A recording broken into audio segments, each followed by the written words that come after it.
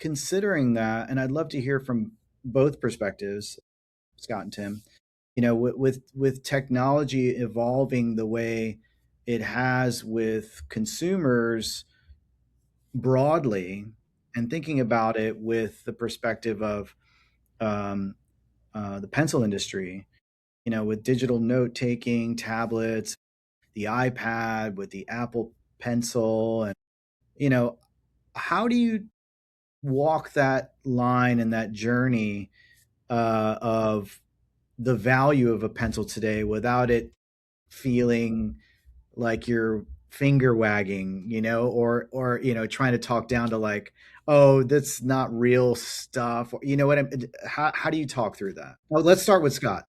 I'll take a stab at that. I think it starts with an invitation, Mike. It's an invitation to say there's so much good around technology and so many things that help our lives and better our lives.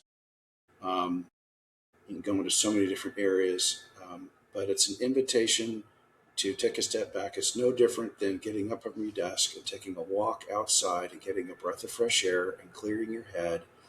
I think that the analog experience, such as the pencil, gives you a chance to escape and create that is not enhanced by anything outside of your own being. And again, whether that's writing, whether that's sketching, whether that's creating a work of art,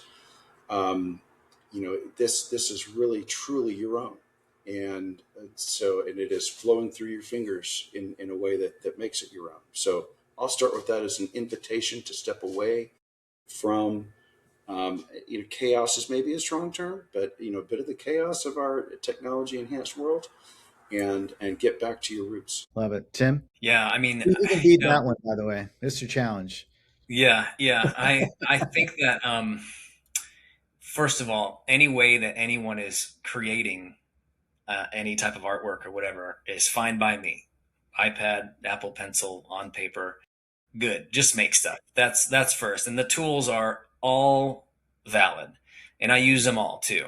But I definitely think through the Milton Glaser quote, which I'm not familiar with, surprisingly, but I think on paper, and you'll surprise yourself sometimes drawing on paper and like, oh, I didn't think of that. Wait, I just wrote it. It's a weird connection that you can have, and so there's value in that. I think the pencil is ubiquitous, and I don't think it's going anywhere. Every school child in the world interacts with it. That's why it's such an iconic object. And they And have a love for it, by the way. yeah, because you associate it with so many of those kind of early core memories, and that your brain is being sort of growing when you're learning to write like that. I would also just I think that digital experiences and assets, as we get flooded with them more and more, for me, are losing value just by nature of supply. And my hope is that that means that real physical in the world interaction, music festivals, going to a restaurant, drawing on a piece of paper retains a certain draw, and we're seeing, I think, the value of like the analog human interactions more and more. Yes.